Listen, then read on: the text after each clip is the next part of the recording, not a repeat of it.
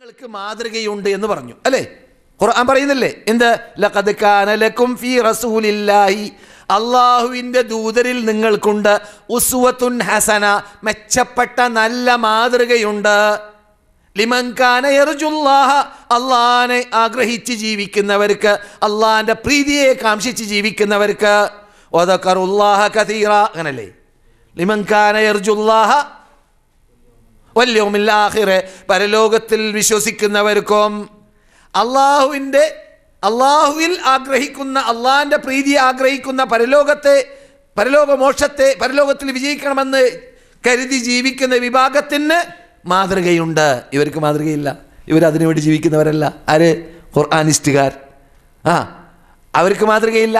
അതുകൊണ്ട് തന്നെ റസൂൽ നിസ്കരിച്ച പോലെ നിസ്കരിക്കാനുള്ള ഭാഗ്യമില്ല. മാതൃക എന്ന് പറഞ്ഞാൽ എന്താണ്? അവർ പ്രവർത്തിച്ചതുപോലെ നാം പ്രവർത്തിക്കണം, അതാണ് മാതൃക അല്ലേ? നാം പറയുന്നില്ല ഇമാം, റസൂൽ നമ്മുടെ ഇമാമാണ്. ഇമാം എന്ന് പറഞ്ഞാൽ എന്താണ്? അല്ലദീ യുത്തബ, അശ്ശഖ്സ് അല്ലദീ യുത്തബ, പിൻപറ്റപ്പെടുന്ന ആൾ അല്ലേ?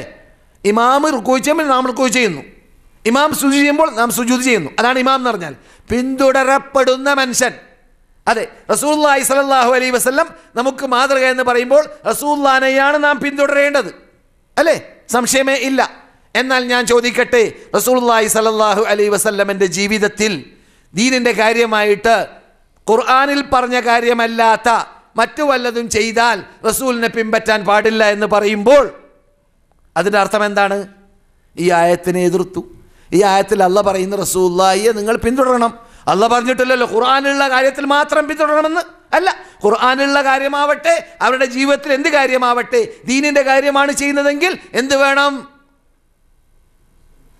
വമാ യൻതിഖു അനിൽ ഹവാ, അവർ ഇഷ്ടാനുസരണം പറയുന്നതല്ല. ഇൻ ഹുവ ഇല്ലാ വഹയ്യുൻ യൂഹ, അത് വഹിയിലൂടെ പറയുന്നതാണ്. അത് ഖുർആനാണെങ്കിലും ഖുർആൻ അല്ലാത്ത വാക്കുകളാണെങ്കിലും അതും വഹി തന്നെയാണ് എന്ന് ഖുർആൻ തന്നെ സ്ഥിരീകരിക്കുന്നതായ ഭാഗമാണ്. ഇങ്ങനെയാണ് ഖുർആൻ സെലക്ട് ചെയ്തതായ, ഖുർആൻ നമ്മോട് പിന്തുടരാൻ പറഞ്ഞതായ സഹാബാക്കൾ മനസ്സിലാക്കിയത്. അവരുടെ പിന്നടുന്നതല്ലെങ്കിൽ നുവല്ലിഹി മാതവല്ല, അവൻ പോകുന്ന റൂട്ടിലേക്ക് നാം അവനെ തെളിച്ചു വിടും. ഉനുസ്ലിഹി ജഹന്നം, ജഹന്നമിൽ അവനെ ഞാൻ ചൂടുപിടിപ്പിക്കുമെന്നാണ് ഖുർആൻ പറയുന്നത്. ഖുർആൻ നമ്മെ തെളിക്കുന്ന ശൈലിയിൽ ആ സഹാബാക്കളുടെ പിന്നിൽ അണിനിരന്നിട്ടല്ല ജീവിക്കുന്നതെങ്കിൽ.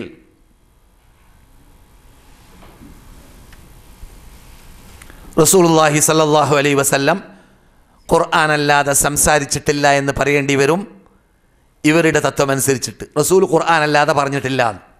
ഇനി ഖുർആൻ അല്ലാത്ത മറ്റൊന്നും പറഞ്ഞാൽ അത് അംഗീകരിക്കേണ്ടതില്ല എന്നതിന് എന്ത് വേണ്ടി വരും? വേറെ ആയത്ത് വേണ്ടി വരും ഖുർആനിൽ. അത് നമ്മൾ കണ്ടിട്ടുമില്ല.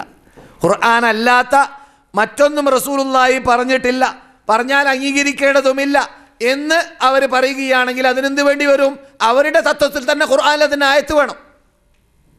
അത് നാം കണ്ടിട്ടുമില്ല. ഖുർആനിൽ പറയുന്നത് റസൂൽ എന്തുകൊണ്ട് വരുന്നു? മാ ആതാകുമുർ റസൂൽ, റസൂൽ നിങ്ങൾക്ക് എന്ത് കൽപ്പന കൽപ്പിക്കുന്നു അത് നിങ്ങൾ സ്വീകരിക്കണം. അത് ഖുർആനിലാവട്ടെ അല്ലാത്ത വാക്കുകളാവട്ടെ. സഹോദരന്മാരെ, സഹോദരികളെ, എന്നാൽ ഇനി നമുക്ക് റസൂലുള്ളാഹിൻ്റെ മക്ക ജീവിതം പരിശോധിക്കുകയാണെങ്കിൽ റസൂലുള്ളാഹി സ്വല്ലല്ലാഹു അലൈഹി വസല്ലം റസൂലുള്ളാഹിൻ്റെ 13 കൊല്ലത്തെ മക്ക ജീവിതം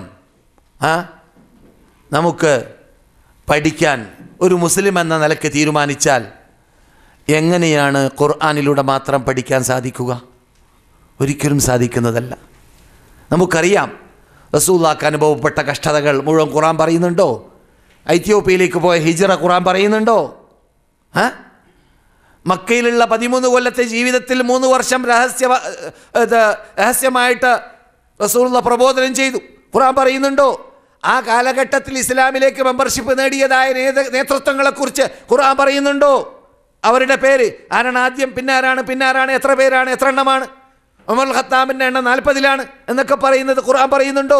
ഖുർആൻ അവരെ വാഴ്ത്തുന്നില്ലേ? ഉണ്ട്. പുകഴ്ത്തുന്നില്ലേ? ഉണ്ട്. പുകഴ്ത്തുന്നു, വാഴ്ത്തുന്നു. അങ്ങനെയുള്ള ഒരു സമൂഹത്തെക്കുറിച്ച് നാം പഠിക്കാതിരിക്കാനോ ഉമ്മത്ത് മുഹമ്മദ് മറക്കാനോ? ഒരു പക്ഷേ പറയും അതൊക്കെ ചരിത്രത്തിലൂടെ പഠിക്കാം. റസൂലുള്ള ഏത് യുദ്ധങ്ങൾ ചെയ്തു, എത്ര യുദ്ധങ്ങൾ ചെയ്തു, എപ്പോൾ ചെയ്തു, എങ്ങനെ ചെയ്തു എന്നതൊക്കെ വിശദീകരിച്ച് ഖുർആൻ പറയുന്നുണ്ടോ? ആ തർത്തീബുണ്ടോ? 70ഓളം പോരാട്ടങ്ങൾ റസൂൽ നടത്തി, 28ഓളം പോരാട്ടത്തിൽ റസൂൽ പങ്കെടുത്തു എന്ന് നാം പറയുമ്പോൾ അതിൽ കൈക്കൊണ്ടെണ്ണാൻ മാത്രമുള്ള പോരാട്ടങ്ങളാണ് ഖുർആനിലുള്ളത്. ബാക്കിയുള്ള പോരാട്ടങ്ങളൊന്നും ഖുർആനിലില്ല. ആ നാടൊക്കെ നമ്മുടെ കീഴിലാണ്. ആ നാടൊക്കെ ജസീറയിൽപ്പെട്ടു. ആ നാടൊക്കെ സഹാബാക്കൾ ഭരിച്ചു. അത് ലോകം കാണാൻ. ഖുർആനിൽ അന്വേഷിച്ചാൽ അതിന് മറുപടി കിട്ടുമോ? ഇല്ല.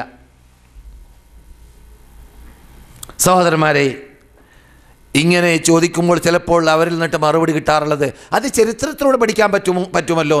ആരടോ നിനക്ക് ചരിത്രം കൊണ്ടുവന്നത്? ഖുർആൻ അംഗീകരിച്ചുകൊണ്ട് നിങ്ങൾ ഇവരുടെ പിന്നിലാണ് നടന്നോളീ എന്ന് പറഞ്ഞ സഹാബാക്കളുടെ വാക്കുകൾ തള്ളിയതിൻ്റെ ശേഷം നിങ്ങൾക്ക് അംഗീകരിക്കാൻ പറ്റുന്ന ചരിത്രകാരന്മാരാരാണ്? ഞങ്ങളുടെ കൂടെ അങ്ങനെയുള്ള ചരിത്രം ഖുർആൻ അംഗീകരിച്ച ചരിത്രകാരന്മാരില്ല എന്ന് നിങ്ങൾ പറഞ്ഞാൽ നാം പറയുന്നു ഞങ്ങളുടെ കൂടെയുണ്ട് സഹാബാക്കൾ. ഖുർആൻ അംഗീകരിച്ച, ഖുർആൻ അവരുടെ പിന്നിൽ നടക്കണമെന്ന് പറഞ്ഞ സഹാബാക്കൾ ഞങ്ങളുടെ കൂടെയുണ്ട്. ആ സഹാബാക്കളാണ് ഞങ്ങൾക്ക് പറഞ്ഞു തന്നത് റസൂലുള്ളാഹിന്റെ ജീവിതം മക്കയിൽ 13 കൊല്ലം എങ്ങനെയായിരുന്നു, എത്ര യുദ്ധം ചെയ്തിരുന്നു, എത്ര അധ്വാനിച്ചിരുന്നു, എങ്ങനെ ഹിജ്റ പോയിരുന്നു, ഹിജ്റ പോകുമ്പോൾ ആര് കൂടെ ഉണ്ടായിരുന്നു. ഞാൻ ചോദിക്കട്ടെ, ഖുർആൻ പറയുന്നു ഇദ് യഖൂലു ലിസാഹിബിഹി ലാ തഹസൻ, കൂട്ടുകാരനോട് പറഞ്ഞു ദുഃഖിക്കണ്ട എന്ന് പറഞ്ഞു. ആരാണ് കൂട്ടുകാരൻ? ഖുർആൻ പറഞ്ഞോ? ഖുർആൻ പറയുന്നുണ്ടോ? ഖുർആനിൽ അല്ലാഹു സുബ്ഹാനഹു വ തആല റസൂലിന്റെ കൂട്ടപ്പറപ്പായിട്ട് യുദ്ധത്തിലും അല്ലാതെയും വലത് ഭാഗത്ത് ഒന്നിച്ചുണ്ടായ യുദ്ധത്തിലുണ്ടായ നമസ്കാരത്തിലുണ്ടായ ഹിജ്റയിലുണ്ടായ വ്യക്തിയായ അബൂബക്കറിന്റെ പേര് ഒരിക്കലെങ്കിലും ഖുർആൻ പറഞ്ഞോ? പറഞ്ഞിട്ടില്ലല്ലോ. ഉണ്ടോ? ഖുർആനിൽ ഒരു സഹാബിയുടെ പേര് മാത്രമാണ് നാം പഠിക്കുന്നത്. ആരാണത്? സെയ്ദ്. അല്ലാത്ത ഒരു സഹാബിയുടെ പേരും ഖുർആൻ പറയുന്നില്ല. അപ്പോൾ അതിൻ്റെ അർത്ഥം ഖുർആൻ അവഗണിച്ചു, ഖുർആൻ കൂട്ടാക്കിയില്ല, സഹാബാക്കളെ തള്ളിയതാണോ? അല്ല, ഖുർആൻ അവർക്ക് സ്വർഗം എന്ന് പറയാണ്. സർവ്വ സഹാബാക്കളും വഅദല്ലാഹുൽ ഹുസ്ന, അല്ലാഹ് സ്വർഗ വാഗ്ദാനം ചെയ്തവരാണെന്ന് പറയാണ്. അപ്പോൾ അല്ലാഹ് സ്വർഗ വാഗ്ദാനം ചെയ്തതായ സഹാബാക്കളെ ഖുർആൻ കൂട്ടാക്കിയില്ല എന്നല്ലേ വരിക? പിന്നെ നിങ്ങൾ പറയുന്ന ചരിത്രം അടിസ്ഥാനരഹിതമാണ്. ഒന്നിരിക്കലോ ശരിയാവാം, അല്ലെങ്കിൽ തെറ്റാവാം. അങ്ങനെയല്ല. അള്ളാഹു ഏറ്റെടുത്തതായ ഹദീസിൻ്റെ സ്വഭാവം, ആ ഹദീസിനെ തള്ളാനും ആ ഹദീസിൽ കരിഞ്ചത്ത് ചേർക്കാനും ആ ഹദീസിൽ ഇല്ലാത്തത് ഉണ്ടാക്കാനും ഓരോ കാലഘട്ടങ്ങളിൽ 1-ാം നൂറ്റാണ്ടിന് ശേഷം പ്രവർത്തിക്കുന്നവരുണ്ടായിരുന്നു. പക്ഷേ അല്ലാഹു സുബ്ഹാനഹു വ തആല ഏറ്റെടുത്തത് കൊണ്ട് തന്നെ അങ്ങനെയുള്ളവരിൽ നിന്നിട്ട് ഹദീസിനെ രക്ഷിച്ചിട്ടുണ്ട്. അതുകൊണ്ട് തന്നെ സഹീഹായ ഹദീസ് എന്ന പേരിൽ, ലഈഫായ ഹദീസ് എന്ന പേരിൽ ആ ഹദീസിൻ്റെ പല ഇനങ്ങൾ ഇവിടെ നമ്മുടെ ഇമാമുകൾ നമ്മുടെ മുമ്പിൽ ക്രോഡീകരിച്ചു തന്നു. ആ കാലഘട്ടത്തിൽ ജീവിച്ചവർ സഹാബാക്കൾ അല്ലാഹ് സെലക്ട് ചെയ്തതുപോലെ താബിഈങ്ങൾ അല്ലാഹ് സെലക്ട് ചെയ്തതാണെന്ന് നമുക്ക് മനസ്സിലാക്കാൻ സാധിക്കുന്നതാണ്. അതുപോലെ താബിഈങ്ങളെയും അവരുടെ ജീവിതം തന്നെ അത്ഭുത ജീവിതമായിരുന്നു. അവരുടെ കാലഘട്ടത്തിൽ അവർ ബൈ ഹാർട്ടാക്കാറുണ്ടായിരുന്നതായ വിജ്ഞാനത്തെക്കുറിച്ച് നമുക്ക് പഠിക്കാൻ നാം രംഗത്തിറങ്ങുമ്പോൾ നമുക്ക് ഈ ഇസ്ലാമിൻ്റെ അമാനുഷികത്വം, ഈ ഖുർആനിൻ്റെ അമാനുഷികത്വം, ഈ ഖുർആനിൻ്റെ കഴിവ്, അള്ളാഹു ഖിയാമത്ത് നാൾ വരെ ഖുർആനിനെ ലോകത്തിൻ്റെ മുമ്പിൽ വെല്ലുവിളിക്കുന്ന ഗ്രന്ഥമായി എല്ലാ മൂന്നോക്തുകാരുടെ മുമ്പിലും എല്ലാ ഹദീസ് നിഷേധികളുടെ മുമ്പിലും അവർക്കെല്ലാം വെല്ലുവിളിയായിട്ട് നിലനിർത്താൻ വേണ്ടി അള്ളാഹ് ഇവരെ സൃഷ്ടിച്ചതാണ് എന്ന് നമുക്ക് തോന്നും, നമുക്ക് മനസ്സിലാക്കാൻ പറ്റും. അതാണ് യാഥാർത്ഥ്യം. അള്ളാഹു ഏറ്റെടുത്തതുപോലെ അള്ളാഹു വാഗ്ദാനം നിർവഹിച്ചു. അതുകൊണ്ടാണ് അല്ലാഹു സുബ്ഹാനഹു വ തആല പർവ്വതം പോലത്തെ പണ്ഡിതന്മാരെ സൃഷ്ടിച്ചത്. ആ പണ്ഡിതന്മാർ ചലിക്കുന്ന, നടക്കുന്ന, പ്രവർത്തിക്കുന്ന കമ്പ്യൂട്ടർമാരെ പോലെയായിരുന്നു. അത്രയും ബുദ്ധിയും അത്രയും അധ്വാനവും ഈ മതത്തിന് വേണ്ടി അവർ ചെയ്തിരുന്നു. സഹോദരന്മാരെ, സഹോദരികളെ, അപ്പോൾ അല്ലാഹു സുബ്ഹാനഹു വ തആല ഖുർആനിൽ മുഹാജിറുകളെ പിൻപറ്റണം, അൻസാറുകളെ പിൻപറ്റണം എന്ന് പറഞ്ഞു. ഒരു വിഭാഗം ഇവിടെ പിൻപറ്റാൻ വേണ്ടി പറയുമ്പോൾ ഞാൻ ചോദിക്കട്ടെ, അവർ എന്തിൽ പിൻപറ്റണം എന്നവിടെ ചോദ്യം ഉടലെടുക്കുന്നില്ലേ? എന്തിലാണ് അവർ പിൻപറ്റേണ്ടത്? മുഹാജിറുകളെ, അൻസാറുകളെ എന്തിലാണ് പിൻപറ്റേണ്ടത്? എന്തിലാണ് പിൻപറ്റേണ്ടത്? അവരുടെ ജീവിതം എങ്ങനെയാണ്? അവരുടെ ജീവിതം നമ്മുടെ മുമ്പിൽ ഇല്ലെങ്കിൽ എങ്ങനെ പിൻപറ്റാം? അവരുടെ ജീവിതം അത് റസൂലുള്ളാഹിൻ്റെ ജീവിതമായിട്ടാണ്, സഹാബാക്കളുടെ ജീവിതമായിട്ടാണ് നാം കാണുന്നത്. സഹാബാക്കളുടെ ജീവിതം റസൂലുള്ളാഹിൻ്റെ ജീവിതമായിട്ടാണ് നാം കണ്ടത്. ഇതെല്ലാം എന്തിലൂടെയാണ് കണ്ടത്? ഹദീസിലൂടെയാണ്, സുന്നത്തിലൂടെയാണ്. അതുകൊണ്ടാണ് അത് നിഷേധിച്ചാൽ ഖുർആനെ നിഷേധിക്കലാണ്, അത് നിഷേധിച്ചാൽ ഇസ്ലാമിനെ നിഷേധിക്കലാണ്, അത് നിഷേധിച്ചാൽ ഇസ്ലാമിൽ നിന്നിട്ട് പുറത്തു പോകാൻ കാരണമായി തീരുന്ന അപകടമാണ് എന്ന് പറയാൻ കാരണം. ഇനി വിഷയത്തിൻ്റെ മധ്യഭാഗത്തിലേക്ക് എത്തിയത് കൊണ്ട് നമുക്ക് ആ പ്രധാന പോയിന്റിലേക്ക് തന്നെ ചെല്ലാം. ഞാൻ ചോദിക്കട്ടെ, ഇത് വളരെ ശ്രദ്ധിച്ച് കേൾക്കേണ്ട ഭാഗമാണ്. എല്ലാവരും ശ്രദ്ധിക്കുക. ഈ ഖുർആൻ അള്ളാൻ്റെ കലാമാണെന്ന് ആര് പറഞ്ഞു? ആര് പറഞ്ഞു? ഖുർആൻ നമ്മുടെ കയ്യിലേക്ക് ജിബ്രീൽ കൊണ്ടുവന്നതല്ലല്ലോ. ജിബ്രീൽ എൻ്റെ കയ്യിൽ തന്നിട്ടില്ല, നിങ്ങളുടെ കയ്യിൽ തന്നിട്ടില്ല. നമ്മുടെ കയ്യിലേക്ക് എത്തിയത് തലമുറയായിട്ടാണ് അല്ലേ? പക്ഷേ ആദ്യം ഇത് അള്ളാഹു പറയുന്നതാണെന്ന് പറഞ്ഞുകൊണ്ട്, നിങ്ങൾ പറയൂ അവരോടൊന്ന് പറഞ്ഞുകൊണ്ട് നമ്മോട് സംസാരിച്ച ആൾ ആരാണ്? എന്നാൽ ഈ ആള് ആമിനാൻ്റെ മോനാണ്. ആമിന ബിന്തു വഹബ് എന്ന ബനി സുഹറ ഗോത്രത്തിൽ ജനിക്കുന്ന ആളാണ്. അബ്ദുള്ളയുടെ, അബ്ദുൽ മുത്തലിബിൻ്റെ, ഹാഷിമിൻ്റെ, അബ്ദുമനാഫിൻ്റെ പേരക്കുട്ടിയാണ്. അബ്ദുള്ളയുടെ മകനാണ്. അത് മക്കയിൽ ജനിച്ച മനുഷ്യനാണ് എന്ന് ഖുർആനിലുണ്ടോ? ഇല്ല. അതാര് പറഞ്ഞു?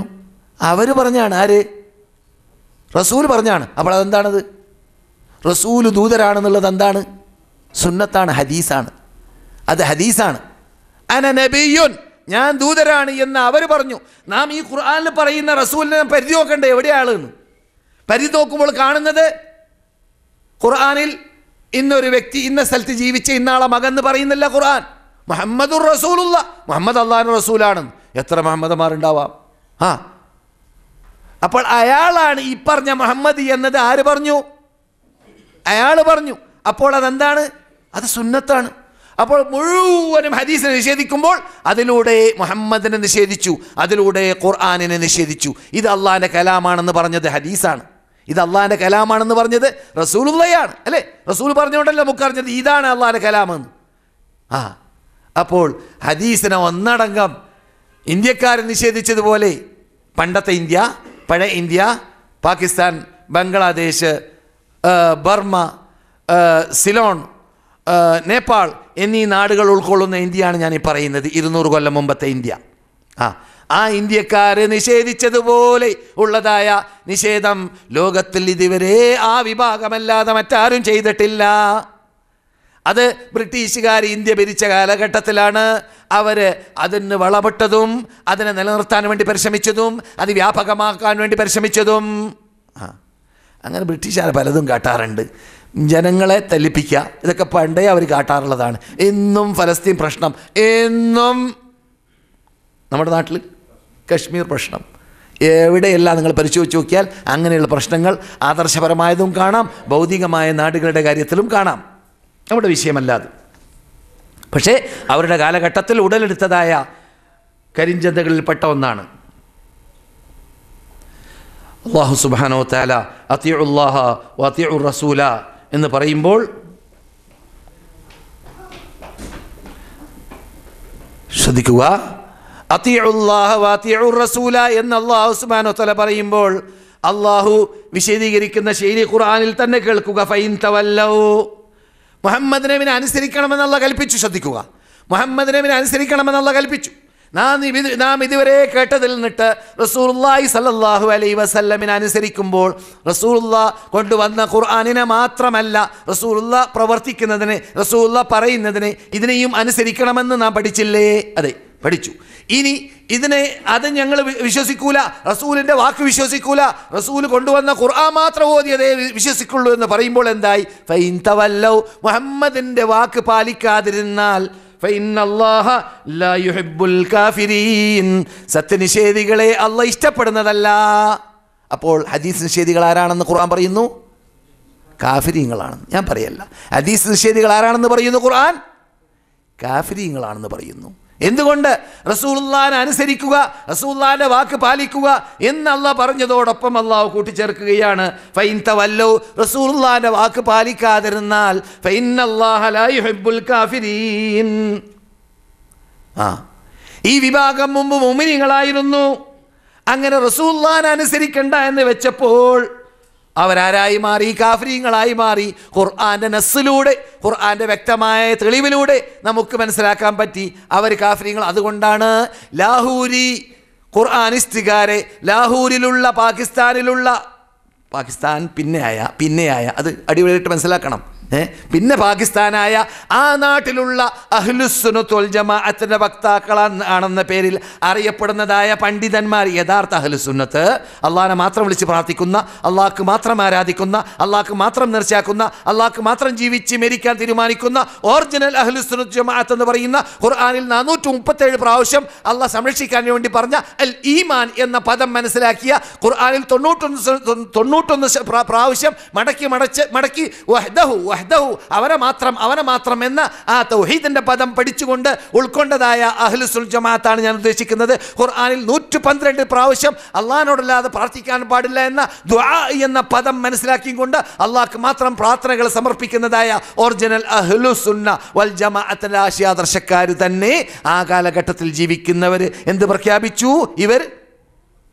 ഇവർ കാഫിരീങ്ങളാണെന്ന് പ്രഖ്യാപിച്ചിട്ടുണ്ട് എന്നത് കേട്ടത്. അള്ളാഹു പറയുന്നു കാഫിരീങ്ങളെ കുറിച്ച് കേട്ടോളീൻ, ശ്രദ്ധിച്ചോളീൻ. കാഫിരീങ്ങളെ കുറിച്ച് അള്ളാഹു പറയുന്നു, ഇന്നല്ലദീന കഫറു ബഅദ ഈമാനിഹിം, മുഅ്മിനീങ്ങളായ ശേഷം, മുഅ്മിനീങ്ങളുടെ തറവാട്ടിൽ ജനിച്ച ശേഷം, മുഅ്മിനീങ്ങളായ ശേഷം പിന്നെ ഇസ്ലാമിൽ നിന്നിട്ട് ഗേറ്റ് ഔട്ടായി കാഫിരീങ്ങളായി പോകുന്നവർ, ഇവരെ പോലത്തവർ, ഇവർ ജനിച്ചത് മുസ്ലിങ്ങളായിട്ടാണ്, പിന്നെയാണ് അവർ കാഫറാകുന്നത്. എന്തിലൂടെ? ഹദീസ് മുഴുവൻ നിഷേധത്തിലൂടെ. അങ്ങനെ കാഫറായി പോകുന്നവര് അവര് അതേ തത്വത്തിൽ തന്നെ നിലനിൽക്കുകയും ചെയ്യുകയാണെങ്കിൽ ലൻ തുഖ്ബല തൗബതുഹും, അവരുടെ തൗബ അല്ലാഹ് സ്വീകരിക്കുന്നതേ ഇല്ല. 3 വക്തുകാർ കേട്ടോളീൻ, 5 വക്ത് തള്ളിയവർ കേട്ടോളീൻ, ഹദീസ് തള്ളുന്നവർ കേട്ടോളീൻ. ഖുർആൻ പറയുന്നു, അള്ളാഹുവിൻ്റെ ദൂതർ പറയുന്നത് മുഴുവനും അംഗീകരിക്കാത്തവരാരുണ്ടോ അവർ കാഫിരീങ്ങളാണ്. അവർ മുഅ്മിനീങ്ങളായ ശേഷം കാഫറായി കഴിഞ്ഞാൽ പിന്നെ അവർ അതിൽ തന്നെ നിലനിൽക്കുകയാണെങ്കിൽ, അവർ പാശ്ചാത്തപിക്കുന്നില്ലെങ്കിൽ, അവർ യഥാർത്ഥ ഹക്കിലേക്ക്, സത്യത്തിലേക്ക്, ഖുർആനിലേക്ക്, സുന്നത്തിലേക്ക്, ഖുർആൻ സുന്നത്ത് എന്ന് പറയും. അറബി അറിയാത്തതുകൊണ്ടാണ്, അറബി അറിയാത്തതുകൊണ്ട് ഞങ്ങൾ ഖുർആൻ സുന്നത്ത് അംഗീകരിക്കുകയാണ്. ഖുർആൻ സുന്നത്ത് പറഞ്ഞാൽ രണ്ടും ഒന്നാണെന്നാണ്. അങ്ങനെയുണ്ടോ? അത് അറബി ഭാഷയിലടോ. അറബി ഭാഷയിൽ അൽ ഖുർആൻ വസ്സുന്ന എന്ന് പറയണം. അൽ ഖുർആൻ വേറെ, വസ്സുന്ന വേറെ. എന്നാൽ അത് ഖുർആൻ സുന്നത്ത് പറഞ്ഞാൽ ശരിയാവില്ല. അവരുടെ പത്രത്തിന് മീത് എഴുതി കാണാം ഖുർആൻ സുന്നത്ത്, ഖുർആൻ സുന്നത്ത്. ഖുർആൻ സുന്നത്ത് പറഞ്ഞാൽ എന്താണ്? അങ്ങനെയൊന്നുമില്ലല്ലോ. അറബി ഭാഷയിൽ അങ്ങനെ വരില്ല. അൽ ഖുർആൻ വസ്സുന്ന, ഖുർആൻ വേറെ, സുന്നത്ത് വേറെ. ഖുർആൻ സുന്നത്ത് എന്തിനാണ് കൂട്ടി പറയുന്നത്? ഞങ്ങൾ ഖുർആൻ എന്നതുകൊണ്ട് ഉദ്ദേശിക്കുന്നത് സുന്നത്താണ്, സുന്നത്ത് കൊണ്ട് ഉദ്ദേശിക്കുന്നത് ഖുർആനാണ്. ഇപ്പം മനസ്സിലായോ? അതുകൊണ്ട് അവർ ഖുർആൻ സുന്നത്ത് എന്ന് പറയുന്നത് കൂട്ടി പറയാ. അങ്ങനെയല്ല, അങ്ങനെ ഒരു അറബിയില്ല. നമ്മുടെ ഇഷ്ടാനുസരണമല്ലല്ലോ അറബി. അറബി ഭാഷ ഒരു ഭാഷയാണത്. ആ ഭാഷ അടിസ്ഥാനത്തിലാണ് നാം സംസാരിക്കേണ്ടത് ഖുർആനെ കുറിച്ച് സംസാരിക്കുമ്പോൾ. കാരണം ഖുർആൻ അറബി ഭാഷയിലാണ്, ഹദീസ് അറബി ഭാഷയിലാണ് എന്നതുകൊണ്ട്. അതുകൊണ്ട് തന്നെയാണ് ഞാൻ പറഞ്ഞ തുടക്കത്തിൽ ചോദിച്ച് പഠിക്കണം അറിവില്ലെങ്കിൽ എന്ന് ഖുർആൻ കൽപ്പിച്ചിട്ടില്ലേ നിങ്ങളോട്, നമ്മോട്, എല്ലാവരോടും. ഫസ്അലു അഹ്ല ദിക്ർ, അറിവിലുള്ളവരോട് ചോദിച്ച് പഠിക്കുക. ഇൻ കുൻതും ലാ തഅലമൂൻ, നിങ്ങൾക്ക് അറിവില്ലെങ്കിൽ.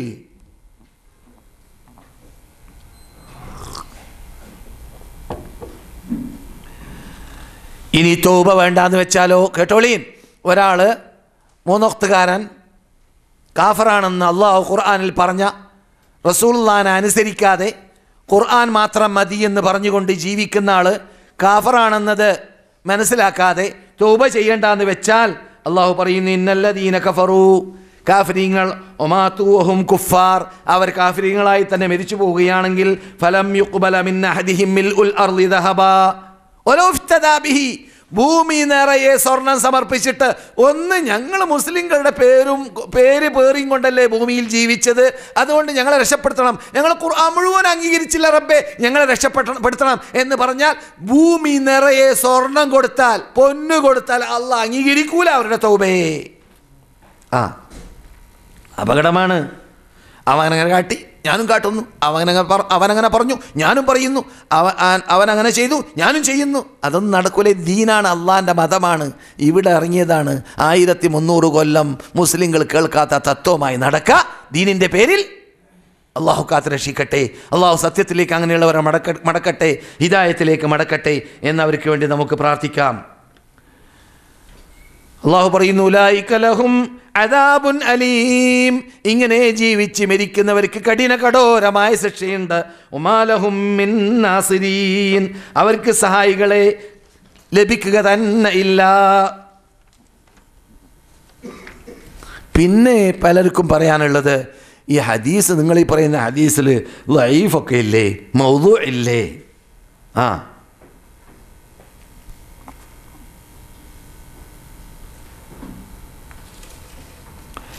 മൗദൂ ഇല്ലേ, ലഈഫ് ഇല്ലേ എന്നൊക്കെ ചോദിക്കും അല്ലേ? ഈ ചോദ്യം ഉടലെടുക്കുന്നത് ഖുർആൻ മാത്രം പോരാ, സുന്നത്തും വേണം എന്ന വിശ്വാസം ഉള്ളതായ ഒറിജിനൽ അഹ്ലുസുന്നത്ത് ജമാഅത്തിൻ്റെ ആശയാദർശം ഉൾക്കൊള്ളുന്ന ഖുർആനും ഹദീസും അംഗീകരിച്ച് ജീവിക്കുന്നവരാണെങ്കിൽ എളുപ്പമാണ് മറുപടി. അങ്ങനെയുള്ളവരോട് മറുപടി പറയൽ എളുപ്പമാണ്.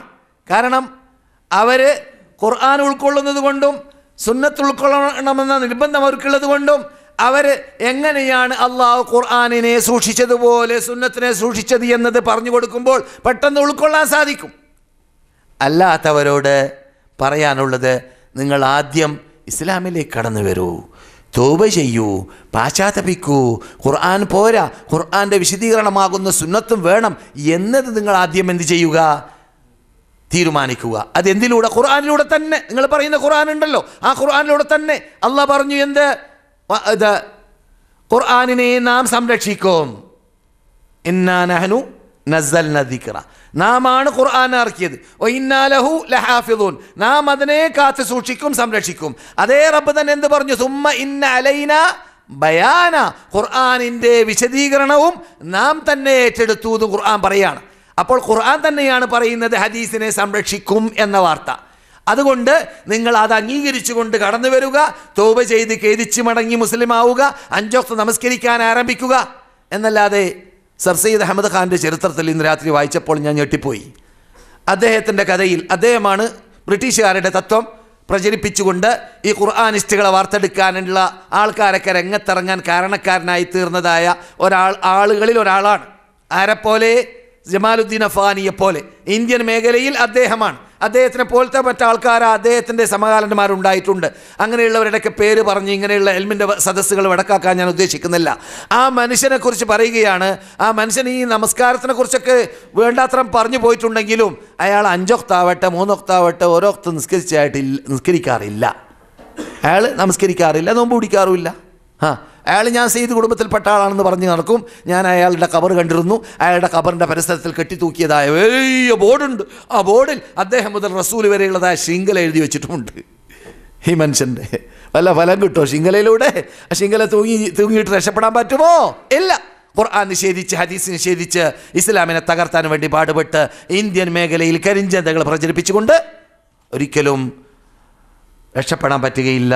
അള്ളാഹു ജീവിക്കുന്നവർക്ക് ഹിദായത്ത് നൽകട്ടെ.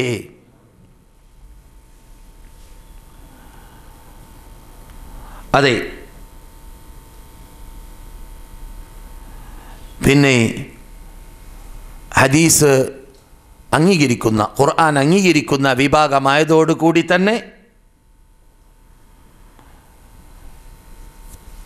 അങ്ങനെയുള്ള വിഭാഗമാണ് ഇപ്പോൾ നമ്മുടെ നാട്ടിലൊക്കെ വ്യാപകം അല്ലേ? നമ്മുടെ നാട്ടിലൊക്കെ കേരളത്തിൽ മംഗലാപുരത്ത്, മൈസൂർ സ്റ്റേറ്റിൽ പല ഭാഗങ്ങളിൽ ഞാൻ നേരത്തെ പറഞ്ഞതായ വടക്കേ ഇന്ത്യയിലുള്ളതുപോലെയുള്ളതായ ആ തത്വങ്ങൾ ഏതെങ്കിലും രൂപത്തിൽ കടന്നുകൂടിയിട്ടുണ്ടെങ്കിലും നമ്മുടെ നാട്ടിൽ അതിനെ പ്രചരിപ്പിക്കുന്ന ശൈലി അങ്ങനെയല്ല.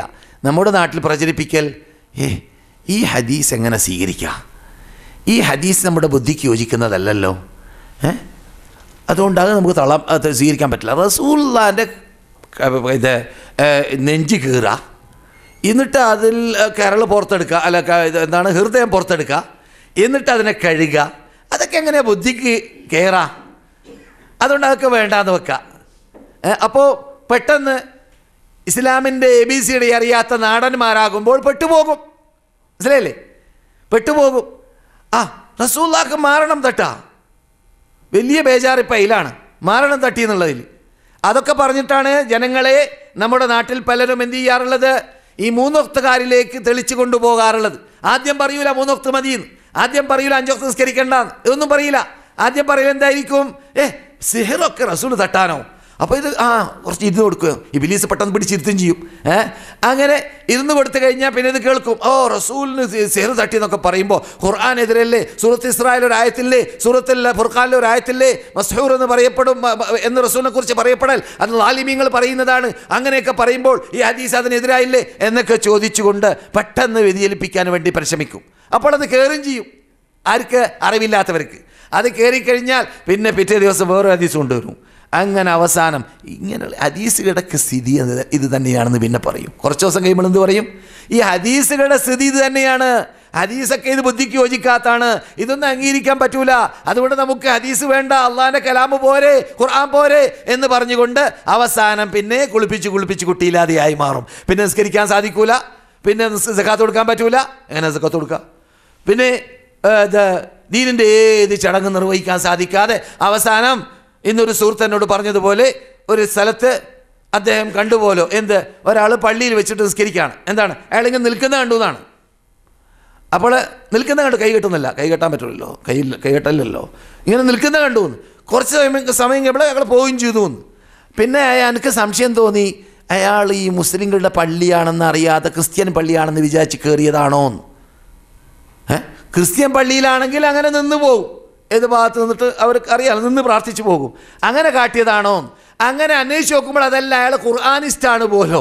അതുകൊണ്ട് നിസ്കാരത്തിൻ്റെ കോലം മൂപ്പരുടെ കോലം അതാണ്, മൂപ്പർ നിസ്കരിച്ച കോലം അതാണ്. ഓരോരുത്തർക്കും ഓരോ കോലാണ്.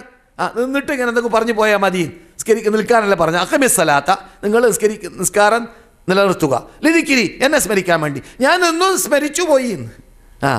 എൻ്റെ വാപ്പാൻ്റെ സ്വത്തടാ ദീൻ, ഖുർആൻ, അള്ളാഹിൻ്റെ കലാം ഇഷ്ടാനുസരണം കാട്ടാനുള്ളതാണോ? അല്ല, അള്ളാഹിൻ്റെ മതമാണ്. എൻ്റെയും നിൻ്റെയും വാപ്പാൻ്റെ സ്വത്തല്ല ഇത്, അള്ളാഹിൻ്റെ മതമാണ്. അള്ളാഹിൻ്റെ മതം അള്ളാഹ് ഇറക്കുമ്പോൾ അതിന് പ്ലാനിട്ട് പരിപാടിയിട്ട് അതിനുവേണ്ടി പ്രത്യേക ഷിട്ടികളെ ഷിട്ടിച്ച് അതിനുവേണ്ടി അള്ളാഹു സുബ്ഹാനഹു തആല നബിയെ സെലക്ട് ചെയ്തു. അതിനുവേണ്ടി ലോകത്തിലേക്ക് പ്രചരിപ്പിക്കാൻ സഹാബാക്കളെ സെലക്ട് ചെയ്തു. ആ സഹാബാക്കൾ ഈ മതത്തെ പ്രചരിപ്പിക്കാൻ വേണ്ടി എത്ര അധ്വാനിച്ചു, എത്ര കഷ്ടപ്പെട്ടു. പിന്നെ സിഹർ ബാധിച്ചു, കഷ്ടപ്പെട്ടു, ഇത് മരണം തട്ടി എന്നൊക്കെ പറയുന്നുണ്ടല്ലോ, അത് അള്ളാഹിൻ്റെ ശൈലി അങ്ങനെയാണ്. നോക്കൂ, റസൂലുള്ളാഹി സ്വല്ലല്ലാഹു അലൈഹി വസല്ലം മക്ക റിപ്പബ്ലിക്കാക്കാൻ വേണ്ടി റസൂലുള്ളാഹിയിലൂടെ തീരുമാനിച്ചു. എന്നിട്ട് ഇന്നാ ഫതഹനാ ലക ഫതഹൻ മുബീന എന്ന സൂറത്ത് അള്ളാഹ് ഇറക്കാൻ തീരുമാനിച്ചു, അല്ലേ? നമുക്കെല്ലാവർക്കും അറിയാം, അല്ലേ? ഈ തീരുമാനിച്ച റബ്ബ് എങ്ങനെയാണ് അത് കാട്ടിയത്? അത് കാട്ടിയ രൂപം കണ്ടില്ലേ? റസൂലിനെ ഉംറയ്ക്ക് ഇവിടുന്ന് അയക്കാം, റസൂലിൻ്റെ കൂടെ 1500ഓളം പേര് പോകാം. എന്നിട്ട് അവിടേക്ക് എത്തിയതിന് ശേഷം മക്കാർ പറയാൻ മക്ക നടക്കാൻ പറ്റൂല, അങ്ങനെ തടയപ്പെടാം.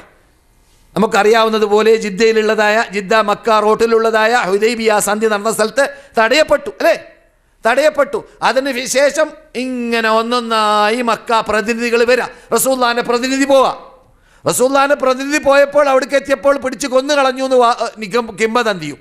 അവസാനം ഈ കിംവദന്തി കേട്ടപ്പോൾ റസൂലുള്ളാഹി പ്രഖ്യാപിച്ചു, യുദ്ധം ചെയ്യണം, അവരോട് പകരം ചോദിക്കണം എന്ന്. പകരം ചോദിക്കാതെ പോകാൻ പറ്റൂല, അതൊക്കെ നമ്മൾക്ക് അറിയുന്ന കഥയല്ലേ? ഇപ്പം പ്രശ്നം എന്താണ്? മക്ക റിപ്പബ്ലിക്ക് നടക്കാൻ പോവാണ്. ഇന്നാ ഫതഹനാ ലക ഫതഹൻ മുബീന ലിയഗ്ഫിറ ലക അല്ലാഹു മാ തഖദ്ദമ മിൻ ദബ്ബിക വമാ തഅഖറ എന്ന ആ സൂറത്ത് ഇറക്കാൻ പോകുന്നതിൻ്റെ മുമ്പിൽ അതിൽ വരാൻ പോകുന്നതായ ഭാഗങ്ങളെ റസൂലുള്ളാഹി സ്വല്ലല്ലാഹു അലൈഹി വസല്ലമിലൂടെ സഹാബാക്കളിലൂടെ ആ പ്രാക്ടിക്കലായി അവരെ ഇവിടുന്ന് തള്ളിക്കൊണ്ടുപോയി ഉംറ ചെയ്യാൻ തീരുമാനിച്ചവരുടെ ഉംറ ക്യാൻസലാക്കി മടക്കി. അതിനിടയിൽ അവർക്ക് പറയാൻ പറ്റാത്ത രൂപത്തിലുള്ള പ്രശ്നങ്ങൾ ഉണ്ടാക്കി അവർക്ക് മക്കക്കാരുടെ മുമ്പിൽ അവർ പറയുന്നത് പോലെ എഴുതേണ്ടി വന്നു. റസൂൽ പറയും പോലെ എഴുതാൻ പറ്റിയില്ല. അങ്ങനെ പ്രയാസങ്ങൾ ഉണ്ടായി. ഉസ്മാൻ ഇബ്നു അഫ്ഫാനെ കൊല്ലപ്പെട്ടു എന്ന കിംവദന്തി ഉണ്ടായി. അങ്ങനെ അവരോട് പകരം ചോദിക്കാൻ ബൈഅത്ത് നടത്തി. ഇങ്ങനെയൊക്കെ കാട്ടിയതിൻ്റെ ശേഷമാണ് ആയത്തിറങ്ങുന്നത്, ഇന്നാ ഫതഹനാ ലക ഫതഹൻ മുബീന. ഇതൊന്നുമല്ല പ്രശ്നം. ഇങ്ങനെയൊക്കെ സംഭവിച്ചാലും നിങ്ങൾ മക്ക റിപ്പബ്ലിക്കാൻ ആക്കാൻ പോകുന്നുണ്ട്. ആ മക്ക റിപ്പബ്ലിക്കിനുള്ളതായ മുന്നോടിയായിട്ട് സംഭവിച്ച ഈ സംഭവങ്ങളൊക്കെ അത് നിങ്ങൾക്ക് അറിയിക്കാനും ആ തീരുമാനം നിങ്ങൾ കേട്ടാസ്വദിക്കാനും അതിലൂടെ നിങ്ങൾക്ക് അനുഭവിച്ച കഷ്ടതകളൊക്കെ മറക്കാനും അതിലൂടെ നിങ്ങൾക്ക് അനുഭവിച്ചതായ ഈ പ്രയാസങ്ങൾക്കൊക്കെ നല്ല പ്രതിഫലം കിട്ടാനും അള്ളാഹ് സെലക്ട് ചെയ്തവർ വളരാനും ഉയരാനും അള്ളാഹു ആ നിന്യപ്പെടുത്തിയതായ വിഭാഗം നിന്യപ്പെടാനും ഇതിനെല്ലാം വേണ്ടി കളമുറിക്കുക കോലം കണ്ടില്ലേ അള്ളാഹു. എന്നാൽ പെട്ടെന്ന് റസൂലേ ഇത്രാം കൊല്ലത്തിൽ നിങ്ങൾക്ക് മക്കത്ത് പോകാം, എന്നിട്ട് മക്ക റിപ്പബ്ലിക് ആക്കാം എന്ന് പറഞ്ഞൂടെ? എന്തിനാ ഉംറയ്ക്കാക്കുന്നത്? എന്തിനാ അവിടെ അറസ്റ്റ് ചെയ്യുന്നത്? എന്തിനാ അവിടെ നിന്ന് മടക്കിയാക്കുന്നത്? അള്ളാഹിൻ്റെ ശൈലി അങ്ങനെയാണ്. അള്ളാഹിൻ്റെ ശൈലി അങ്ങനെയാണ്. അത് നമ്മൾ അതുപോലെ തന്നെ റസൂലുള്ളാഹിൻ്റെ ഭാര്യ ആയിഷ റളിയല്ലാഹു തആല അൻഹ, ആയിഷയെക്കുറിച്ച് എന്തുണ്ടായി? ആരോപണമുണ്ടായി. എന്താ ആരോപണം? വ്യഭിചരിച്ചു. റസൂലുള്ളാഹിന്റെ ഭാര്യയെക്കുറിച്ച് സിന ചെയ്തു, വ്യഭിചരിച്ചു എന്ന ആരോപണം ഉണ്ടായിട്ട് ആ ആരോപണത്തിലൂടെ മദീനയിൽ നല്ലവരാര്, മുനാഫിഖീങ്ങളാര് എന്നതൊക്കെ പ്രകടമായി കണ്ട് അതിൽ നിന്നിട്ട് അടികൊള്ളേണ്ടവർക്ക് അടികൊണ്ട് അള്ളാഹ് 2 മാസത്തോളം വഹിയിറക്കാതെ ഇങ്ങനെ അവിടെ സംഭവിക്കുന്നതൊക്കെ സംഭവിക്കാൻ കാത്തിരിക്കുക. അങ്ങനെ സംഭവിക്കുന്നൊക്കെ സംഭവിച്ചു. ആയിഷയും റസൂലുമായിട്ട് വരെ ചർച്ച ചെയ്തു. റസൂൽ പലരെയും വിളിച്ച് ചോദിച്ചു, വല്ലതും സംഭവിച്ചു പോയിട്ടുണ്ടോ ആയിഷ എന്നൊക്കെ പറഞ്ഞു. നിങ്ങൾ തൗബ ചെയ്തോ ആയിഷ എന്നൊക്കെ പറഞ്ഞു. ഇതൊക്കെ നടന്നതിന് ശേഷം സൂറത്ത് തൗബയിൽ 10 ആയത്ത് ഇറങ്ങാണ്. എന്ത്? ആയിഷ ഈ അപകടത്തിലൊന്നും പെട്ടിട്ടില്ല. എന്ത്? സൂറത്ത് നൂറിൽ 10 ആയത്ത് ഇറങ്ങാണ്. എന്ത്? ആയിഷ ഈ അപകടത്തിൽപ്പെട്ടില്ല. ഇതൊന്നും പറയാതെ ആയിഷാനെ പൊക്കലാണ് അള്ളാഹിൻ്റെ ഉദ്ദേശമെങ്കിൽ ആ 10 ആയത്ത് മുമ്പേ ഇറക്കിക്കൂടെ? എന്നിട്ട് പറഞ്ഞൂടെ? എന്ത്? ഇതാ ആയിഷ തെറ്റൊന്നും ചെയ്തിട്ടില്ല, ആയിഷ ഞാൻ ബഹുമാനിച്ച് ആദരിച്ച പെണ്ണാണെന്നൊക്കെ പറഞ്ഞൂടെ? അങ്ങനെയല്ല അള്ളാഹ് കാട്ടിയത്. ഈ കഥ പരിപൂർണമാക്കാൻ വേണ്ടിയുള്ള മുഖവുരകളെല്ലാം അള്ളാഹ് ചെയ്തു. എന്നിട്ടാണ് 10 ആയത്ത് ഇറങ്ങുന്നത്. അതുപോലെ തന്നെ ഖുൽ അഊദു ബിറബ്ബിൽ ഫലഖ്, ഖുൽ അഊദു ബിറബ്ബിൻ നാസ് എന്ന 2 സൂറത്ത് പൈശാചിക ശല്യം തടയാൻ, മരണം തട്ടിയാൽ പോകാൻ അള്ളാഹ് ഇറക്കാൻ പോകുന്നതായ ആ 2 സൂറത്തുകളെ ഇറക്കി അത് പ്രാക്ടിക്കലായി ഏത് രൂപത്തിൽ ഉപയോഗപ്പെടുത്തണമെന്നത് പറഞ്ഞു കൊടുക്കാൻ വേണ്ടി പെട്ടെന്ന് ഇറക്കിയാൽ മതി, അത് ചെയ്താൽ മതി, പറഞ്ഞാൽ മതി. അതിന് പകരം അല്ലാഹു സുബ്ഹാനഹു വ തആല റസൂലുള്ളാഹി സ്വല്ലല്ലാഹു അലൈഹി വസല്ലമിന് മനുഷ്യനാണ് റസൂൽ എന്ന് തെളിയിക്കാൻ വേണ്ടി മനുഷ്യ സഹജമായ മരണം തട്ടിച്ചു. ആ മരണത്തിൽ റസൂലുള്ളാഹിക്ക് ഒരു റിസാലത്തിൻ്റെ തത്വങ്ങൾ മറക്കുകയോ അല്ലെങ്കിൽ അത് എത്തിക്കുന്നതിൽ വീഴ്ച വരികയോ ആ സന്ദർഭത്തിൽ ചെയ്തിട്ടില്ല. ഏറ്റവും പ്രയാസമായിട്ട് റസൂലിന് അനുഭവപ്പെട്ടത് റസൂലിൻ്റെ ഭാര്യയിലേക്ക് ചെന്നോ ഇല്ലേ എന്നൊരു എക്കിശക്ക് ഉണ്ടാവുമെന്ന് മാത്രം. ഭാര്യയിലേക്ക് എൻ്റെ അടുക്കിലേക്ക് ഞാൻ ചെന്നു എന്നവർക്ക് തോന്നിപ്പോകാറുണ്ടായിരുന്നു എന്ന് മാത്രം. എന്നല്ലാതെ റസൂലുള്ളാഹി സ്വല്ലല്ലാഹു അലൈഹി വസല്ലമിന് ആ സന്ദർഭത്തിൽ അവരുടെ കാഫിരീങ്ങൾ റസൂലുള്ളാഹി സ്വല്ലല്ലാഹു അലൈഹി വസല്ലം മസ്ഹൂറാണ് എന്ന് പറഞ്ഞു എന്ന് പറയുന്ന പദം അത് അവരുടെ ഭാഷയിലുള്ള സിഹറാണ്. അതെന്താണ്? റസൂലുള്ളാഹി ബുദ്ധിയില്ലാത്ത ആളാണ്, റസൂലുള്ളാഹി പറയുന്നതൊക്കെ തെറ്റാണ്, റസൂലുള്ളാഹി മരണം തട്ടിയ വ്യക്തി പറയുന്നത് പോലെയുള്ള പറച്ചിലാണ്. അങ്ങനെയുള്ള മരണം റസൂലുള്ളാഹി സ്വല്ലല്ലാഹു അലൈഹി വസല്ലമിന് തട്ടിയെന്ന് ഹദീസിൽ തന്നെ ഇല്ല, ബുഖാരിയിലില്ല, മുസ്ലിമിലില്ല. അതുകൊണ്ട് അത് ഇതിനെതിരുമല്ല. പിന്നെയോ അല്ലാഹു സുബ്ഹാനഹു വ തആല റസൂൽ മനുഷ്യനാണെന്ന് പഠിപ്പിക്കാൻ വേണ്ടിയും ഈ ചുറ്റുപാടുകളൊക്കെ ഉണ്ടാക്കിയതിൻ്റെ ശേഷം ഈ അന്തരീക്ഷങ്ങളൊക്കെ സൃഷ്ടിച്ച ശേഷം അല്ലാഹു സുബ്ഹാനഹു വ തആല ഖുൽ അഊദു ബിറബ്ബിൽ ഫലഖി ഖുൽ അഊദു ബിറബ്ബിൻ നാസി എന്നീ 2 സൂക്തത്തിലൂടെ അങ്ങനെയുള്ള അപകടത്തിൽ രക്ഷപ്പെടാൻ പറ്റുമെന്ന് പഠിപ്പിക്കാൻ വേണ്ടി കാട്ടിയ ശൈലിയാണത്. അതെന്താ ബുദ്ധിക്ക് യോജിക്കായിക? റസൂലുള്ളാഹി ഞാൻ പറയാറുള്ള ഉദാഹരണത്തിൽ സാധാരണ കേൾക്കാറില്ലേ, റസൂലുള്ളാഹി സ്വല്ലല്ലാഹു അലൈഹി വസല്ലം നമസ്കരിക്കുമ്പോൾ അവസരത്തിൽ മറന്നു അല്ലേ? എന്നാൽ മറന്നാൽ സഹ്വിൻ്റെ സുജൂദ് ചെയ്യണമെന്ന് മാത്രം പറഞ്ഞാൽ മതി. അങ്ങനെയല്ല ചെയ്തത്. പിന്നെയോ റസൂലുള്ളാഹിനെ കൊണ്ട് അല്ലാഹ് മറപ്പിച്ചിട്ട് റസൂൽ നിസ്കാരം 2 റക്അത്ത് 4 റക്അത്ത് നിസ്കാരം 2 റക്അത്ത് നിസ്കരിച്ചിട്ട് സലാം വീട്ടി. അപ്പോൾ സഹാബാക്കൾ ബേക്കെന്ന് പറഞ്ഞു, എന്താ മറന്നുപോയോ റസൂലേ? അപ്പോൾ റസൂലുള്ളാഹി സ്വല്ലല്ലാഹു അലൈഹി വസല്ലം ഒന്നും സംഭവിച്ചിട്ടില്ലല്ലോ, നിയമം മാറിയോ മറന്നോ എന്ന് ചോദിച്ചു. ആ ഖുസിറത്തി സ്വലാത്തു അം നസീത യാ റസൂലല്ലാഹ് എന്ന് ചോദിച്ചു. അപ്പോൾ ഒന്നും സംഭവിച്ചിട്ടില്ല എന്ന് പറഞ്ഞു. അപ്പോൾ സഹാബാക്കൾ പറഞ്ഞു, അത് നിങ്ങൾ 2 നിസ്കരിച്ചത്. അപ്പോൾ റസൂൽ എന്ത് ചെയ്തു? എണീറ്റ് നിന്നിട്ട് വേറെ 2 റക്അത്ത് പൂർത്തിയാക്കി എന്നിട്ട് സഹ്വിൻ്റെ സുജൂദ് ചെയ്തു. അത് പഠിപ്പിക്കാൻ വേണ്ടി റസൂലിന് പ്രാക്ടിക്കലാക്കി അള്ളാഹ് ചെയ്യിക്കുകയാണ്. ഏതുപോലെ? ആയിഷാൻ്റെ സംഭവം പോലെ, മറ്റു യുദ്ധങ്ങൾ പോലെ. അപ്പോൾ അള്ളാഹു അങ്ങനെയാണ് തശ്രീഅ് ചെയ്യൽ, ശറഅ് ജനങ്ങളിലേക്ക് ഇറക്കുന്ന ശൈലി. അള്ളാഹിൻ്റെ റൂട്ടാണത്, അള്ളാഹിൻ്റെ ശൈലിയാണത്. അതുകൊണ്ട് റസൂലുള്ളാഹി സ്വല്ലല്ലാഹു അലൈഹി വസല്ലമിന് രോഗം ബാധിച്ചു എന്നോ മരണം തട്ടിയെന്ന് കേൾക്കുമ്പോൾ അത് ഖുർആൻ ഹദീസിനെതിരാണെന്ന് പറഞ്ഞുകൊണ്ട് തള്ളേണ്ട ആവശ്യമില്ല. സഹീഹായ സ്ഥിരീകരിക്കപ്പെട്ടതായ ഹദീസുകൾ അത് അംഗീകരിക്കണം. അത് തള്ളാൻ പാടില്ല. ബുദ്ധിക്ക് യോജിക്കട്ടെ യോജിക്കാതിരിക്കട്ടെ എന്നത് തന്നെയാണ് സലഫ് സാലിഹ്യങ്ങൾ മനസ്സിലാക്കി വന്ന ശൈലി. പിന്നെ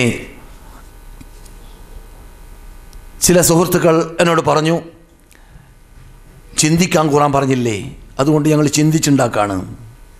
ചിന്തിച്ച് ദീനുണ്ടാക്കാനല്ല ഖുർആൻ പറഞ്ഞത്. ഖുർആൻ എവിടെയൊക്കെ ചിന്തിക്കാൻ പറഞ്ഞു അവിടെയൊക്കെ ചിന്തിക്കേണ്ട കാര്യം ചിന്തിക്കാനാണ് പറഞ്ഞത്. എന്ത്? അള്ളാഹിൻ്റെ മഖ്ലൂഖ്, അള്ളാഹിൻ്റെ ഈ നക്ഷത്രങ്ങളും ഈ സൂര്യനും ഈ ചന്ദ്രനും ഈ അത്ഭുത, നമ്മുടെ ദൃഷ്ടിയിൽ അത്ഭുതം, ഈ അത്ഭുതങ്ങളായ മനുഷ്യൻ തന്നെ അത്ഭുതമാണല്ലോ, അങ്ങനെയുള്ള സാധനങ്ങളിലൊക്കെ പഠനം നടത്തി ചിന്തിച്ചിട്ട് അള്ളാഹിലേക്ക് എത്താനാണ്. എന്നല്ലാതെ അള്ളാഹിൻ്റെ മതം, അള്ളാഹ് ഇറക്കിയ മതം ചിന്തിച്ചിട്ട് നമ്മുടെ ബുദ്ധി അനുസരിച്ചിട്ട് ചെയ്യാനല്ല.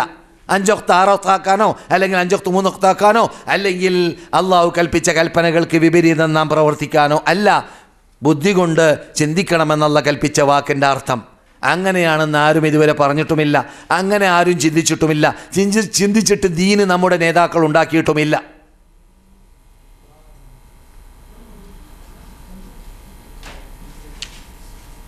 സഹോദരന്മാരെ, സഹോദരികളെ,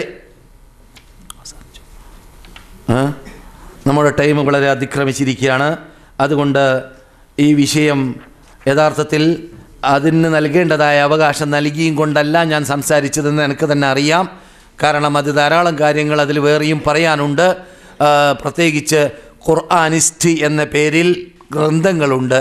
ആ പേരിൽ തന്നെ അറബി ഭാഷയിലും അനറബി ഭാഷയിലും ഗ്രന്ഥങ്ങളുണ്ട്.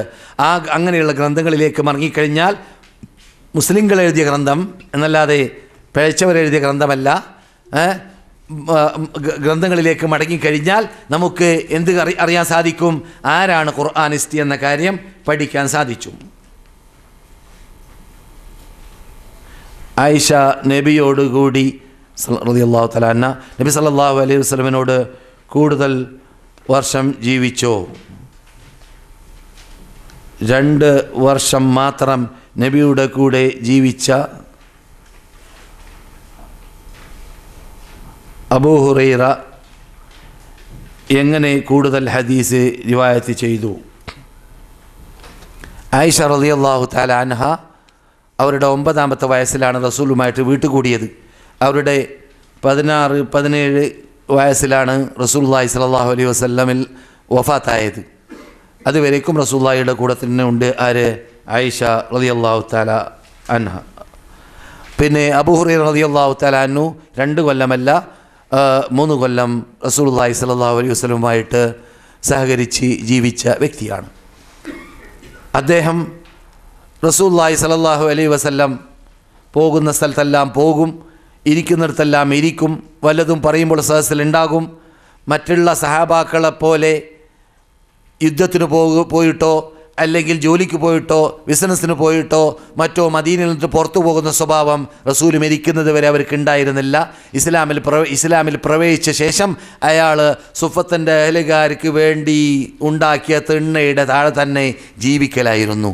ഏതെല്ലാം ക്ലാസ് നടക്കുന്നുണ്ട് ആ ക്ലാസ്സിലെല്ലാം മൂപ്പരുണ്ട്. ഏതെല്ലാം സംസാരം റസൂലുള്ള വിധി വിലക്കളായിട്ട് പറയുന്നുണ്ട് അതെല്ലാം അദ്ദേഹം കേൾക്കാറുമുണ്ട്. അതിനുള്ള കഴിവ് അല്ലാഹുവിற்கு നൽകിയിട്ടുണ്ട്, ബുദ്ധിശക്തി നൽകിയിട്ടുണ്ട്. മറ്റു സഹാബാക്കളിൽ നിന്നിട്ട് പലർക്കും അങ്ങനെ ഫ്രീ ആവാൻ സാധിച്ചിരുന്നില്ല. അതുകൊണ്ട് തന്നെ പലപ്പോഴും അബൂ ഹുറൈറ റളിയല്ലാഹു തആല അൻഹു ഈ 3 വർഷത്തിലൂടെ നേരിട്ട് കേട്ടത് പറയും റസൂൽ നിന്നിട്ട്, അല്ലെങ്കിൽ മറ്റു സഹാബാക്കളിലൂടെ കേട്ടത് പറയും റസൂൽ നിന്നിട്ട്.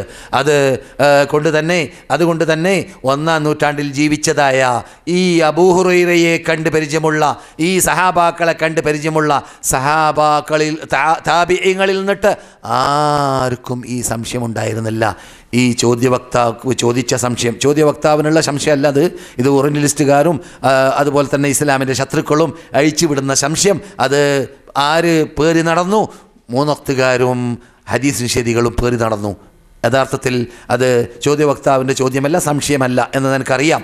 ഈ സംശയം യഥാർത്ഥത്തിൽ എവിടുന്ന് ഉടലെടുത്തു?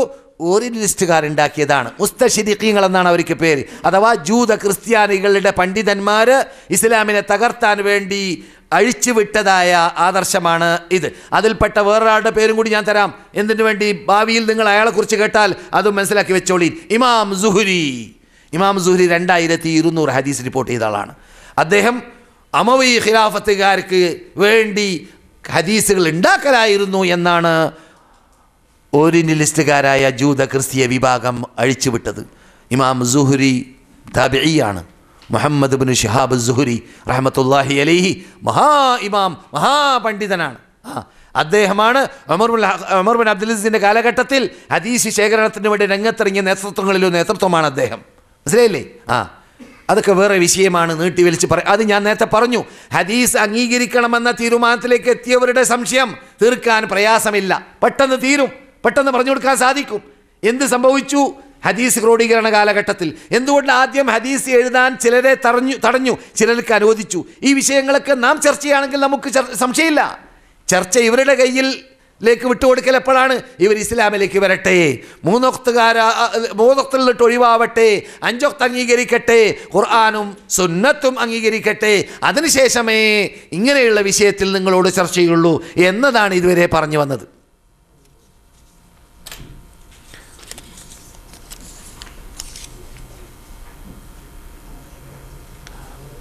പ്രാർത്ഥിക്കാൻ പറയാണ്. ഉമ്മയുടെ അസുഖം അള്ളാഹു അവരുടെ രോഗത്തെ മാറ്റിക്കൊടുക്കട്ടെ, അതുപോലെ നമ്മുടെ ക്ലാസ് മെമ്പർ അദ്ദേഹത്തിൻ്റെ വാപ്പ മരിച്ചു എന്ന് അല്പം മുമ്പ് വിളിച്ചു പറഞ്ഞു, അവർക്ക് അള്ളാഹ് പുറത്തു കൊടുക്കട്ടെ. അതുപോലെ തന്നെ നമ്മിൽ നിന്നിട്ട് മരണപ്പെട്ടവർക്കെല്ലാം അള്ളാഹു പുറത്തു കൊടുക്കട്ടെ. സ്ത്രീകൾ മുഖം മറക്കുന്നതിൻ്റെ ഇസ്ലാമിക വിധി എന്താണ്?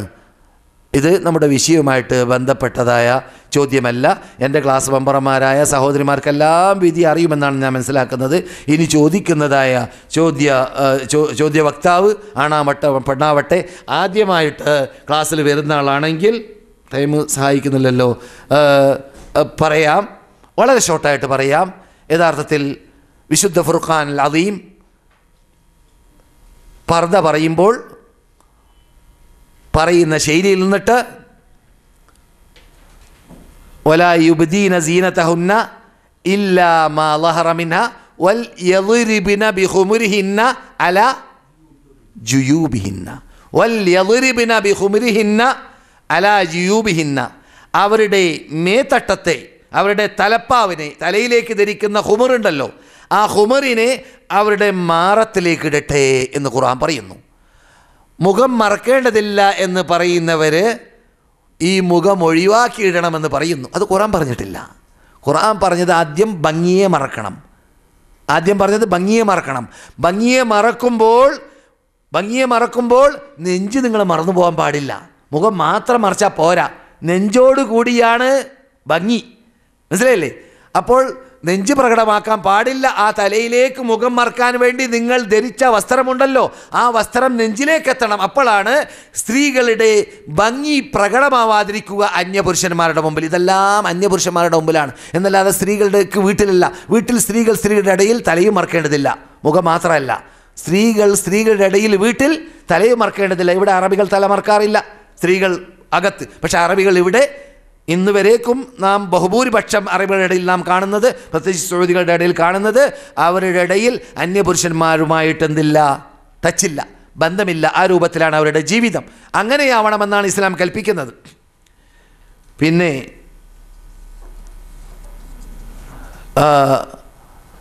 സൗദി അറേബ്യയിൽ നിന്ന് നാം ഇപ്പോൾ പറയുന്നതായ ഈ ജസീറയിൽ ഖുർആൻ അറിഞ്ഞ കാലഘട്ടം മുതൽ ഇന്ന് വരേക്കുമുള്ളതായ പർദ, മുഖം മറക്കുന്ന പർദയാണ്. ഇവിടെ മുഖം മറക്കാത്തവർ വിദേശത്തുനിന്ന് വന്ന് കൂടിയവരോ അല്ലെങ്കിൽ ഇവിടെയുള്ളവർ വിദേശത്തിലേക്ക് പോയതിൻ്റെ ശേഷം കോലം മാറിയവരോ അല്ലാതെ ഇവിടെ ജീവിക്കുന്നവരെല്ലാം എന്ത് ചെയ്യുന്നു? മുഖം മറക്കുന്നു. കാരണം ഖുർആൻ്റെ വ്യക്തമായ ആ തെളിവിൽ നിന്നിട്ട് അവർ മനസ്സിലാക്കിയ ശൈലി അതാണ്. ഇതിന് വിപരീതം പറയുന്നവർ പണ്ഡിതന്മാരിലുണ്ട്. അങ്ങനെയുള്ള ആദർശവുമുണ്ട്, അങ്ങനെയുള്ള തത്വവുമുണ്ട്. അതില്ല എന്ന് ഞാൻ പറയുന്നില്ല. പക്ഷേ എൻ്റെ പണ്ട് തന്നെ പറയാറുള്ള എൻ്റെ വസിയത്ത് അല്ലെങ്കിൽ എൻ്റെ ഉപദേശം എല്ലാ ഭംഗിയുള്ള സഹോദരികളോട്, എല്ലാ യുവതികളായ സഹോദരികളോട്, യുവതികൾ ഭംഗിയുള്ളവർ, ചിലപ്പോൾ വയസ്സുള്ളവർ ഭംഗിയുള്ളവരായിരിക്കാം, മനസ്സിലായില്ലേ? യുവതികൾ ഭംഗിയുള്ളവർ, ഈ 2 വിഭാഗം മറ്റു പുരുഷന്മാർ അവരുടെ മുഖത്തെ അന്യപുരുഷന്മാർ വികാര നോട്ടം നോക്കുന്നുണ്ടെങ്കിൽ അത് പ്രകടമാക്കാതിരിക്കട്ടെ, അവരുടെ അഭിമാനത്തെ സംരക്ഷിക്കട്ടെ. എന്തുകൊണ്ട്?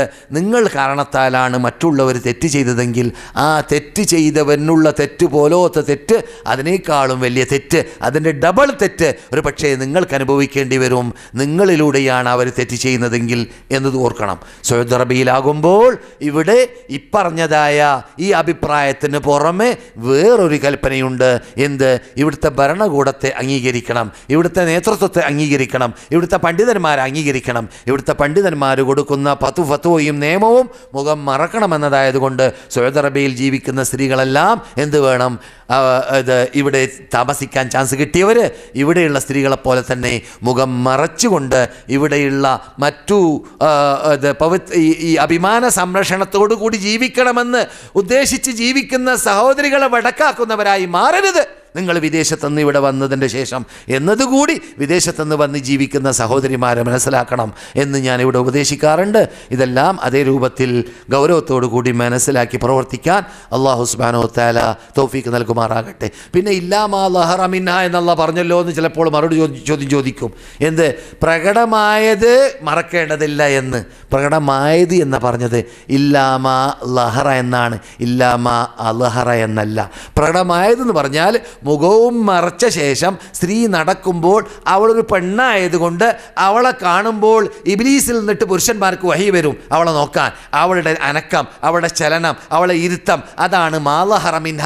അവളിൽ നിന്നിട്ട് വ്യക്തമാകുന്നത്, അവൾ വ്യക്തമാക്കുന്നതല്ല. ഈ മുഖം അവൾ വ്യക്തമാക്കുന്നതാണ് അള്ളാഹ് മറക്കാൻ വേണ്ടി പറഞ്ഞതിനെ. എന്നല്ലാതെ അള്ളാഹ് അവൾ നിന്നിട്ട് സ്വയം വ്യക്തമാകുന്നതിനെ അള്ളാഹ് ചോദ്യം ചെയ്യുകയില്ല. നോക്കുന്ന ആൾ നോക്കിക്കോട്ടെ, പർദ്ദ ധരിച്ച ശേഷം അതിലൂടെ അവർ ആസ്വദിച്ചോട്ടെ, അതിന് അവൾ ഉത്തരവാദിയല്ല, അള്ളാഹ് അവളെ ശിക്ഷിക്കുന്നതുമല്ല എന്നാണ് ആയത്തിൻ്റെ അർത്ഥം. ഇത് അറബി ഭാഷയിൽ അങ്ങനെയാണ് നമുക്ക് അർത്ഥം വെക്കാൻ സാധിക്കുക. ലഹറ എന്നതും അലഹറ എന്നതും രണ്ട് പദമാണ് എന്നത് അറിയാത്ത പണ്ഡിതന്മാരില്ലല്ലോ. ഇതുവരെ പറഞ്ഞതിനെ സൽക്കർമ്മമായി അള്ളാഹു സ്വീകരിക്കട്ടെ. ജീവിതത്തിൽ പകർത്തേണ്ട ഭാഗങ്ങളെ പകർത്താൻ അള്ളാഹു തൗഫീഖ് ചെയ്യട്ടെ. ഇസ്ലാമിൽ നിന്നിട്ട് സത്യം മനസ്സിലാക്കിയ ശേഷം പിന്നെ വല്ല കാരണത്താൽ ബുദ്ധിപൂജകന്മാരുടെ ബേക്കിൽ കൂടിയിട്ടോ അല്ലെങ്കിൽ മറ്റു തെറ്റിദ്ധാരണകളിൽ പെട്ടിട്ടോ വല്ലരും വ്യതിചലിച്ചു പോയിട്ടുണ്ടെങ്കിൽ അള്ളാഹു സുബ്ഹാനഹു വ തആല അവരെ സത്യത്തിലേക്ക് മടക്കട്ടെ, ഇസ്ലാമിലേക്ക് മടക്കട്ടെ, ഖുർആനിലേക്ക് മടക്കട്ടെ, സുന്നത്തിലേക്ക് മടക്കട്ടെ. സ്വീകാര്യോഗ്യമായി സ്ഥിരീകരിക്കപ്പെട്ടതായ ഹദീസുകൾ അംഗീകരിക്കണമെന്നല്ലാതെ ലഈഫായ ഹദീസ് അംഗീകരിക്കണമെന്ന് ഞാൻ പറഞ്ഞിട്ടില്ല, മൗദൂആയ ഹദീസ് അംഗീകരിക്കണമെന്ന് ഞാൻ പറഞ്ഞിട്ടില്ല. സ്വീകാര്യോഗ്യമായ സഹീഹ് ഹദീസ്, സ്ഥിരീകരിക്കപ്പെട്ട ഹദീസ്, നമ്മുടെ നേതാക്കൾ അംഗീകരിച്ച ഹദീസ്. ഞാൻ നേരത്തെ പറഞ്ഞതായ മാരണത്തിൻ്റെ കേസുണ്ടല്ലോ, മാരണത്തിനെ കുറിച്ച് ഒരു സഹാബിക്ക് സംശയം ഉണ്ടായിട്ടില്ല, ഒരു താബിക്ക് സംശയം ഉണ്ടായിട്ടില്ല, അങ്ങനെയുള്ള സംശയം രേഖപ്പെടുത്തപ്പെട്ടിട്ടില്ല. പിന്നെ എവിടെ നിന്നോ 1300 കൊല്ലം കഴിഞ്ഞ ശേഷം നമുക്ക് സംശയം. അപ്പോൾ റസൂൽ പറയുന്നു, ലാ യഅതി യൗമുൻ ഇല്ലാ വബഅദഹു ശർറുൻ മിൻഹു. ഓരോ ദിവസം മടങ്ങി വരുമ്പോൾ മുമ്പത്തതിനേക്കാളും വടക്ക് ദിവസമാണ് വരാൻ പോകുന്നത്. അപ്പോൾ കാലം വിട്ടുകിടക്കുമ്പോൾ വരുന്ന കാലഘട്ടം വടക്കാണ്. ഈ വടക്ക് കാലഘട്ടത്തിൽ വരുന്നതായ ചിന്താഗതികൾ അത് ഖുർആനിലേക്കോ സുന്നത്തിലേക്കോ യോജിപ്പിച്ചിട്ട് അംഗീകരിക്കാൻ പറ്റുമെങ്കിൽ അംഗീകരിച്ചാൽ മതി, അല്ലെങ്കിൽ അംഗീകരിക്കാൻ പാടുള്ളതല്ല എന്നത് നാം മനസ്സിലാക്കണം. അതുകൊണ്ടാണ് മനഹജു സലഫ് മുഖ്യമാണെന്ന് ഇവിടെ ഈ ദശക്കണക്കിൽ പ്രാവശ്യം ഈ സാധു പറഞ്ഞുകൊണ്ടേയിരിക്കാൻ കാരണം. എന്താ മനഹജു സലഫ് എന്ന് പറഞ്ഞാൽ? ഈ ഖുർആനിനെ നമുക്ക് പരിചയപ്പെടുത്തിയ സഹാബാക്കൾ, ഈ സുന്നത്തിനെ പരിചയപ്പെടുത്തിയ സഹാബാക്കൾ ജീവിച്ചതുപോലെ ജീവിക്കണം. അതാണ് മനഹജ് സലഫ്. അവർ ജീവിച്ചതിൽ നാം കേൾക്കുന്ന ഈ പറഞ്ഞ ശൈലിയിലുള്ളതായ ബുദ്ധിക്ക് യോജിച്ച് സ്വീകരിക്കുക, അല്ലാത്തത് തള്ളാന്നുള്ള തത്വം. മാരണത്തിനെ എതിർക്കുക, കണ്ണേർ എന്ന് പറയുന്ന സാധനം ഇല്ല എന്ന് പറയുക, ജിന്ന് എന്ന് പറയുന്ന സാധനം ഇല്ല എന്ന് പറയുക, അല്ലെങ്കിൽ സംസമിൻ്റെ പ്രാധാന്യത്തെ തള്ള, അല്ലെങ്കിൽ റസൂലുള്ളാഹിൻ്റെ കരള് നെഞ്ചി കീറി അവർക്ക് ഓപ്പറേഷൻ നടന്നു എന്നുള്ള വാർത്ത തള്ളിപ്പറയുക, അല്ലെങ്കിൽ ഇസ്രാ പറയുക, ഇസ്രാ മെഹറാജ് തള്ളിപ്പറയുക എന്നീ കാര്യങ്ങളൊക്കെ നാം പണ്ട് കേട്ടിരുന്നില്ല. അത് ചില കാര്യങ്ങൾ ചർച്ചയ്ക്ക് ഉണ്ടായത് റസൂലുള്ളാഹി സ്വല്ലല്ലാഹു അലൈഹി വസല്ലമയുടെ കാലഘട്ടത്തിൽ റസൂലുള്ളാഹിൻ്റെ ശരീരം തന്നെ പോയതാണോ അല്ലെങ്കിൽ റസൂലുള്ളാഹിൻ്റെ ആത്മാവ് പോയതാണോ എന്നതിൽ ചർച്ചയുണ്ടായിരുന്നു. എന്നതിൽ നമുക്ക് അഭിപ്രായ വ്യത്യാസമില്ല. പക്ഷേ ബഹുഭൂരിപക്ഷം അതിനെതിരാണ്, സഹീഹ് ഹദീസിനും അതിനെതിരാണ്.